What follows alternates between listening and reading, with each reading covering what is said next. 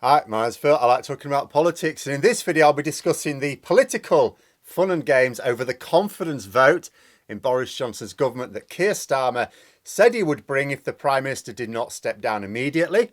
A confidence motion into the government that has been blocked by the government, and now they're trying to sink it completely with one of their own. Mad times. But first, if you'd like to be notified of daily news and politics, please subscribe to the channel and click the bell notification icon. So on Tuesday, Keir Starmer wanted to advance a motion which basically had the form that this House has no confidence in the government while the Right Honourable Member for Uxbridge and Ruislip, which is Boris Johnson, is Prime Minister. The government blocked it. So what does Erskine May say? Now, Erskine May is basically the Bible of parliamentary conventions. Speakers past and present, when they're presented with a knotty issue, will always refer to it because it lays out the conventions for Parliament. It's not the law, it's a convention, but it's what you follow, you know, in various scenarios. Now, on the matter of motions against the government, it says two things of importance. First, and what Johnson's supporters are trying to use to justify the move, it says that the convention that time be urgently found for a motion that criticises a minister doesn't exist. In other words, if the leader of the opposition or any MP wants to bring a motion criticising a minister, they have to do it in their own time, not government time. Well, this is a motion criticising a minister, they're saying, so the opposition can do it in their own time, frankly. But second, Erskine May says something else. It says, and I quote, by established convention, the government always accedes to the demand from the leader of the opposition to allot a day for the discussion of a motion tabled by the official opposition, which, in the government's view, would have the effect of testing the confidence of the House. Now, this motion very clearly is testing the confidence of the House in the government, because that's in the wording. Johnson doesn't get to claim that he doesn't like the wording. Now, the wording used to be prescribed. So, for example, when Jeremy Corbyn issued a confidence motion against Theresa May, he had to use specific wording because that was in the Fixed Terms Parliament Act. But Boris Johnson abolished that earlier this year. So now we go with earlier forms. This nonsense about it being a motion criticising a minister's bogus. All confidence motions in the government, by definition, are a criticism of at least the Prime Minister. If this motion were just criticising the Prime Minister, as previous motions calling out his lies have done, like Ian Blackford's, for example, then sure, it's an opposition day motion. We understand that. That's fine. But this is very clearly a confidence vote. I think a suitable analogy would be to consider, let's say someone gets hit by a car, right? And they break their leg and they get a headache. So they're taken to the hospital. And then Boris Johnson, who's the chief nurse of this hospital, says, the hospital's not an appropriate place to go with a headache. So they refuse to have them seen. The bottom line is, it was a motion to test the confidence of the House, and Erskine May says that government must accede. And when the decision was announced, a number of MPs, mostly Labour MPs, of course, raised objections. Most of them were just standing up to air their frustrations without really adding an argument. Others did make some arguments, but I thought Angela Eagle and Chris Bryant raised the best points. Eagle asked how the confidence of the House should be tested. Now, for this, you have to understand how our government works, and people abroad may not quite understand. There's plenty of people in this country who don't understand. See, we don't elect a government. Sure, many voters think that's what they're doing in a general election, but they're not. Legally and constitutionally, what they're doing is electing an MP to represent them. That's it. That is the end of it. That's all you get to do as a voter. Elect an MP. Nobody elects a government. Nobody. The government is formed by the person deemed to have the confidence of a majority of MPs. Now, mostly, this is just assumed because it's whoever is the leader of the party with a majority of MPs, which is mostly what we get.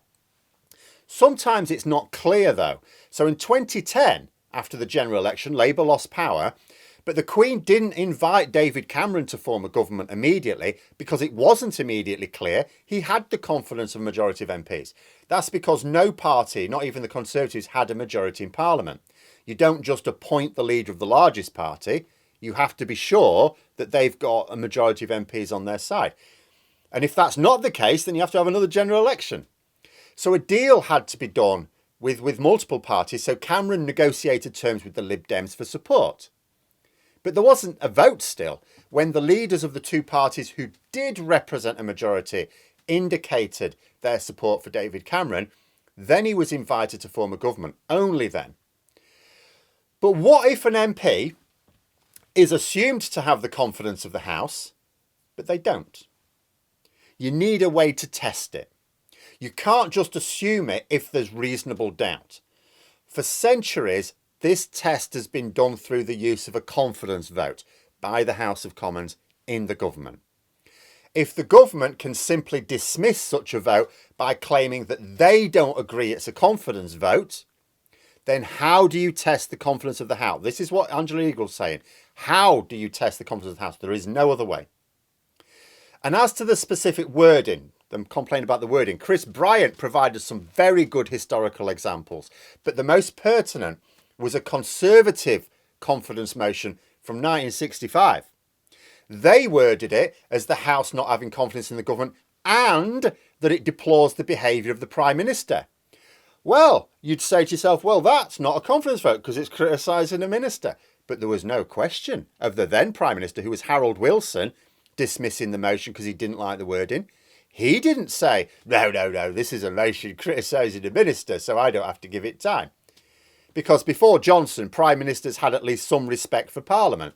Most of them a great deal of respect. The debate and subsequent vote was held. There was no possibility that it would not. This is Boris Johnson trying to avoid having this vote, pure and simple. But what's the political reason?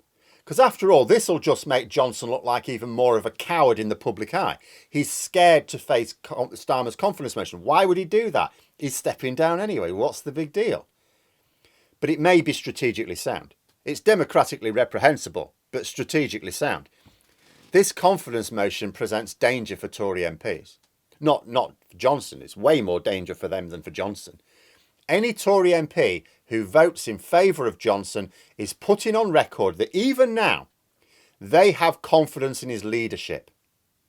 Now, if a majority of Tory MPs vote this way, and you think they will of course vote this way, people may reasonably ask why they made him resign.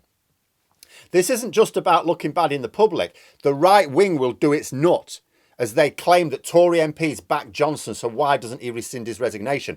There was some former political advisor on Fox News the other day in America saying, you know, about how Boris Johnson's brought down. There's been all sorts of far-right nutters in this country actually saying that Boris Johnson should have remained in place, that it's a coup against him, poor old Boris. What are they going to do with evidence that actually a majority of MPs back him? They'll say it was this minority of MPs that forced him out. Oh, the Tory party infighting will be spectacular. And of course, Boris Johnson won't rescind his resignation because that's not actually what happened. And when it doesn't happen, opposition candidates can still show at the next election that this Tory MP backed Boris Johnson. He supported Boris Johnson. If Tory MPs don't vote against the motion, so if they decide to either abstain or vote in favour of it, then there's a risk the motion could succeed because there'll be plenty of opposition MPs who'll vote for it. That could have the effect of triggering a general election. Well, that is the last thing they want. The last thing they want. They'd rather Boris Johnson carried in place for another year than have a general election this year. There were people who wanted this confidence motion months ago. Now, it would have been naive months ago because it would have rallied Tory MPs and given Johnson a boost at just the time the Conservative Party was eating itself. But now it is actually a sound move from Starmer because there's no good outcome for the Tories and no bad outcome for Labour. It may well be that Tories think that blocking it is the least damaging course of action. But here's the thing, and this is where it gets really mad. It can't actually be blocked. What the government have done is delayed it. Because even if Starmer has to bring it in opposition time, he will do. There's still another week of Parliament, before the summer recess. That should be time. This, I think, is why the government announced yesterday that it would be bringing its own confidence motion in itself. Now, for this bit, I am going to have to speculate because this is unprecedented. And do you know what? I'm not a constitutional expert, just an interested amateur. Labour's motion was perfectly in order. That's absolutely clear. Not just from what Erskine May says. The clerks of the House verified that it was in order. It was all fine. There was nothing wrong with it. It's only Boris Johnson who objected. There is no historical precedent for the government blocking a motion like this. There is no historical precedent for the government permanently blocking a motion with one of its own. So why is the government issuing a confidence vote in itself? Because if two motions are presented to Parliament that are considered substantively the same, only one can be approved by the Speaker, and the government takes precedence. So if the government issue their own, with their own wording, then I guess it means the Speaker has to refuse to allow Starmer's. But then you may say, well, won't any wording of a confidence vote still be damaging for the Tories? Well, potentially yes, it may be. But if they cannot stop the vote, and they can't stop it, only delay it, then they may take the view that they can limit the damage by at least getting to decide themselves on the wording. I mean, frankly, the whole thing is a constitutional affront. Now, one final thing.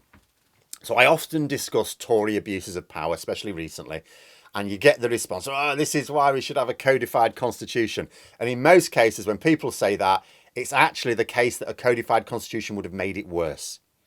There are many benefits to a looser arrangement. And it's not just me. I've seen actual constitutional experts arguing the same thing. For example, it's our looser arrangements that helped last week. When Boris Johnson was trying to tear up the constitution, it held firm because of those looser arrangements. Also, my top political priority right now is proportional representation. Absolute top. Now, with our looser arrangement, all that has to happen to make it happen. Labour have to feel that it's not a vote loser to put it in their manifesto. That is of prime importance. Now, if they can, all it then needs to do to become reality is a simple majority vote in Parliament. That's it, it's done. If we had a codified constitution, however, no, it'd be way more difficult, maybe even impossible. However, for those who still argue for it, congratulations. This blocking of the confidence vote is actually a genuine argument for a codified constitution. It's not a clinching argument, and in my view, not even a strong one, because having this confidence vote blocked is not the worst thing to happen. The consequences aren't all that real. It wasn't actually going to trigger a general election, so we haven't lost anything. It's just an abuse of power for the Tories to do it. But it is by no means even in the top 10 of worst abuses of power in terms of consequences. But those are my thoughts on what was either, well, put it how you like. Was it an affront to democracy or just an affront to the authority of Parliament? But let me know your thoughts in the comments below. Hope you found the video interesting. If you did, please click the like button. If you'd like to support the channel further, the join button for memberships. And until next time, I'll see you later.